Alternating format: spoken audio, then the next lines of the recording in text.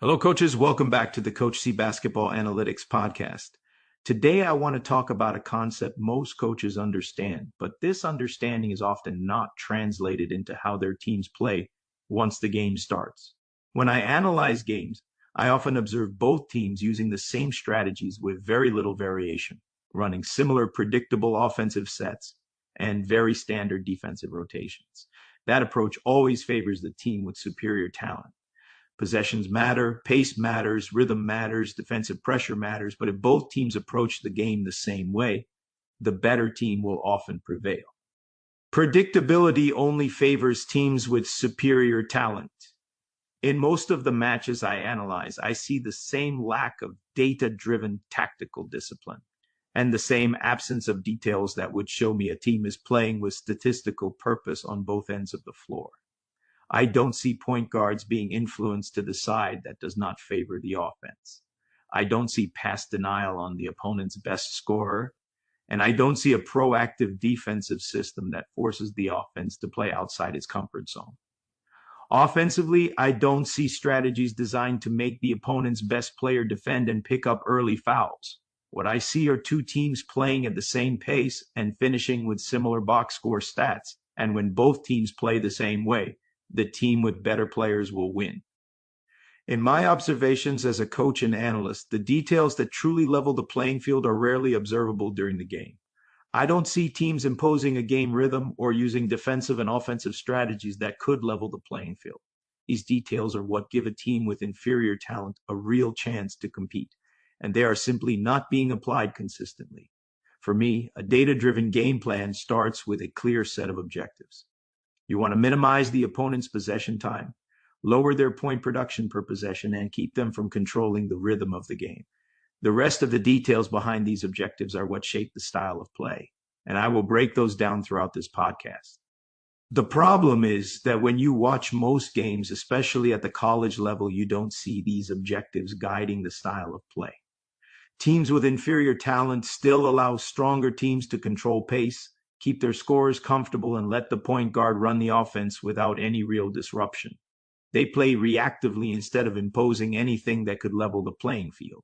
The statistical details that matter are not visible, and that is why stronger teams often prevail and why true upsets have become rare. When you play defense proactively and not reactively, you control the rhythm of the game, and denying the ball to the opponent's point guard and scorers, along with denying any opportunity for reverse passes back to the guard, forces other players to take on roles they are not used to. This is where the game can shift in your favor, because once you take rhythm away, the opponent has to adjust their preferred style of play during the competition. Reducing the opponent's point production per possession starts with limiting how often their top scorers touch the ball. You cannot deny a great scorer for an entire game, but you can make them work very hard on every possession to get the ball. I have a simple rule. If a top scorer catches the ball exactly where he was standing without any effort to get open, you are not playing smart defense. When I watch a game, I see everyone being guarded the same way, even though not every player is important to the offense's point production. By making their main guys work to get the ball and keeping their catches away from their preferred spots, you force other players to take more shots and make more decisions. And when their top scorers are not getting the ball, the entire offense feels it. In an era where teams depend on the guard to impose the rhythm and keep their offense balanced, the point guard naturally becomes the control piece. The main goal is simple. Do not allow him to control rhythm or offensive balance, and force him to give up the ball. Once he gives it up, you do not allow reverse passes or let him touch it again in that same possession. You pressure him, change pickup points, turn him, and make every catch difficult. When the point guard loses rhythm, the entire team loses rhythm. Coach's basketball analytics play style revolves around possession and rebounding. When you lose possession, your defensive transition should be set up to try to regain the ball immediately. The goal is to minimize the opponent's possession time and increase your team's, so you can impose a game rhythm that produces more shot attempts than the opponent. By following the numerical logic and the averages of your team, you give yourself a real chance to level the playing field and outscore the opponent. Defensively, you should not guard all five players the same way because that will spread your defense and allow the opponent to explore gaps, and not everyone is a scorer. In basketball analytics defense, you defend players based on their importance to their team's offensive point production. Their primary scorers should have their passing lanes denied, and their lesser scorers should be forced into scoring roles. When you make these players carry more of the offensive load, you tilt the game in your favor even if you do not have the superior talent. For this type of defense, you need to combine the fundamentals of man and zone defenses, and I call it combo defense.